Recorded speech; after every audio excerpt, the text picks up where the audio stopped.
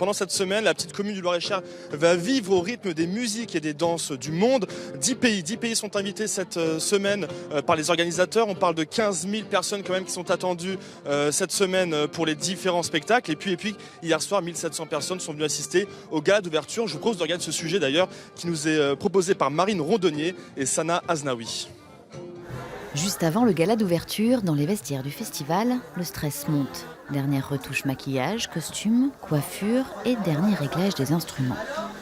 Pour accorder leur flûte artisanale faite en écorce de bouleau, les étudiantes de l'ensemble de la République des Commis demandent l'aide d'un musicien péruvien.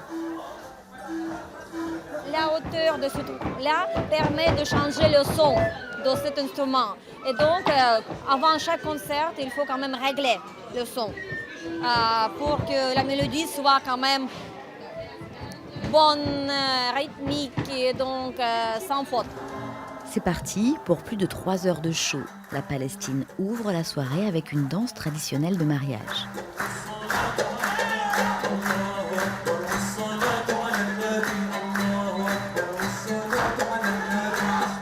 Puis la troupe du Costa Rica vit sa première fois à Montoire, tout en grâce.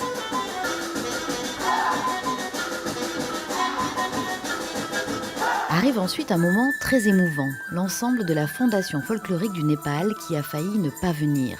Tous leurs visas avaient été rejetés par la France.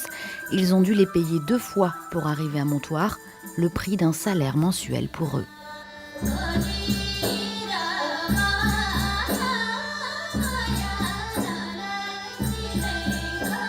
Instant insolite, la danse du pan, animal sacré au Népal. Une performance étrange qui traduit l'humour de ce peuple qui vit dans un des États les plus pauvres d'Asie, enclavé entre 2 grandes puissances, l'Inde et la Chine. Ce que j'ai beaucoup aimé, moi, c'est que ce sont des troupes très très jeunes et un dynamique. Il n'y a rien à redire. Moi, je trouve que ça rassemble plein de gens, ça réunit plein de peuples. Montoire est formidable. Superbe soirée. Je trouve que faire une distance pareille pour proposer des spectacles de cette qualité, c'est fantastique. Et qu'à un moment où on parle beaucoup de vouloir des monocultures, qu'on ait cette diversité et cette richesse, montre que vraiment il y a de l'espoir dans le monde si on accepte les différences et qu'elles sont enrichissantes en plus. Plus que de la danse, c'est l'histoire des peuples qui est jouée sur la scène de Montoire. C'est la jeunesse de ces pays et ces 300 artistes venus du bout du monde qui la racontent.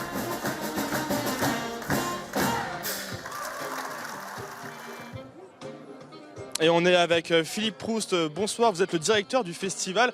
Dites-moi, quelle est la particularité de cette 46e édition ?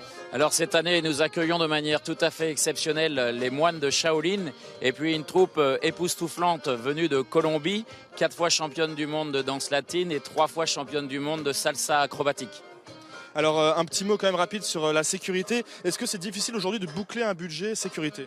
Alors c'est vrai que le budget sécurité a beaucoup augmenté depuis 3 ans, depuis les attentats de Nice. Cette année, il est un petit peu en régression puisque les autorités nous ont accordé le fait de pouvoir alléger les mesures de sécurité. Et d'un mot rapide quand même sur le spectacle de ce soir, qu'est-ce que c'est ? Alors ce soir, c'est le gala découverte. Nous accueillons 2 pays qui ne sont jamais venus à Montoire, le Costa Rica et le Kirghizistan. Et en même temps, nous aurons une séquence émotion puisque nous accueillons une troupe de Palestine. Merci beaucoup Philippe Proust, je rappelle, vous êtes le directeur du festival et puis bien sûr qui est à découvrir jusqu'au 15 août gratuitement la journée.